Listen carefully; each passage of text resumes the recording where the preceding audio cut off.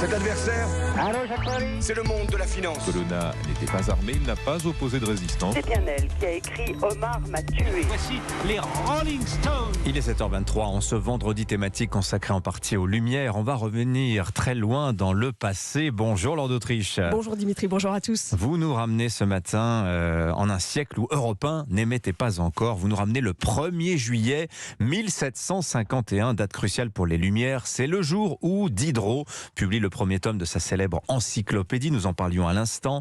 L'ouvrage fait immédiatement scandale, Laure. Oui, c'est une entreprise gigantesque, 28 volumes de textes et d'illustrations qui couvrent tous les champs du savoir, mathématiques, mécanique, philosophie, musique, et qui font trembler l'Ancien Régime. L'encyclopédie est jugée subversive et contre l'autorité royale. Le philosophe Diderot a écrit 5000 articles et il veut continuer. Alors, comme s'il s'agissait des archives Europe 1, nous avons recréé les dialogues de l'époque et cet échange entre Voltaire et Diderot. Nous sommes le 19 février 1758, le jour où Voltaire conseille à son ami de renoncer. Mais retire-toi, il faut que tu t'exposes moins. Avec l'encyclopédie, tu le sais, tu es visé en plein cœur. Prends le large. Jamais.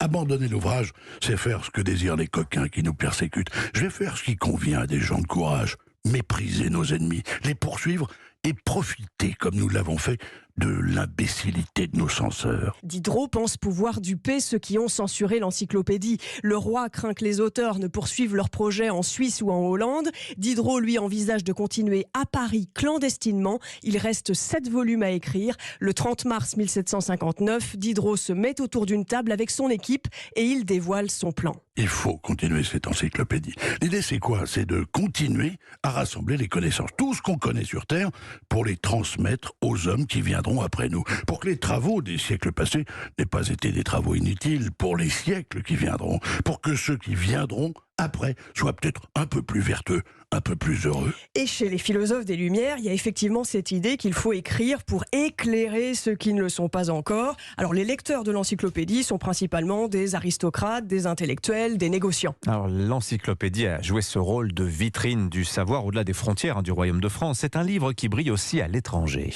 Oui, c'est vrai, il y a une question qui résonne aujourd'hui et qui se posait déjà au XVIIIe siècle. Les philosophes des Lumières se demandent s'il faut vraiment élargir la connaissance au plus grand nombre. Certaines personnes, écrit le philosophe Jean-Jacques Rousseau, préfèrent se divertir et faire confiance à des fausses nouvelles invérifiables. Et si les gens préféraient se divertir plutôt que de se cultiver? Moi, je vois tous les jours ces gens qui ne sont pas curieux, qui ne se donnent pas la peine. Moi-même, j'ai été tenté par ça.